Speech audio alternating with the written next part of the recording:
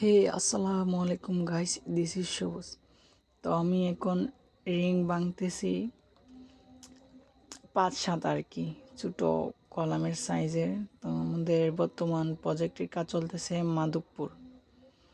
তো এখানে কাজ করি রোদের মধ্যে আর কি, সেখানে গাছপালা তেমন বেশি নাই, তার জন্য রোদের মধ্যেই কাজ করতে হচ্ছে। তো আপনারা কেডা কেমন কীভাবে রিং কয়টা তৈরি করতে পারেন বা ভাঙতে পারেন আপনারা অবশ্যই কমেন্ট করে বলবেন। তো আমি 600 থেকে 700 হাইস্ট 700 আমি ভাঙতে পারি প্রতিদিন। তো আপনারা কে কয়টা ভাঙতে পারেন অবশ্যই কমেন্ট করে বলবেন। আমার ভিডিও অবশ্যই কারো কাছে যায় না, বাট যার কাছে যায় আপনারা যদি এই কনস্ট্রাকশন কাজ করেন তো অবশ্যই আমার পেজটিকে ফলো দিয়ে সাথে থাকবেন। বিভিন্ন ধরনের কাজ আপনাদের সামনে উপস্থাপন করার চেষ্টা করব। আমি যেটা না পারি আপনাদের কাছ থেকে শিখে নেব, আপনারা যেটা না পারেন আমার কাছ থেকে শিখে নেবেন।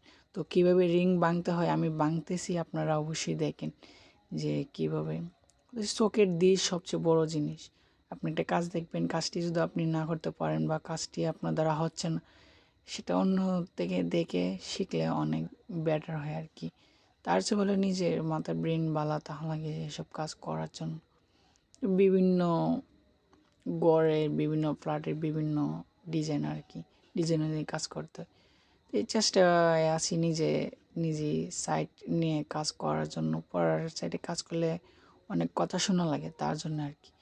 তো আমি তো কাজ করতাম শহরে, তো গ্রামে আমার প্রতিবেশীরা কেউই জানে না যে আমি কাজে পারদর্শী।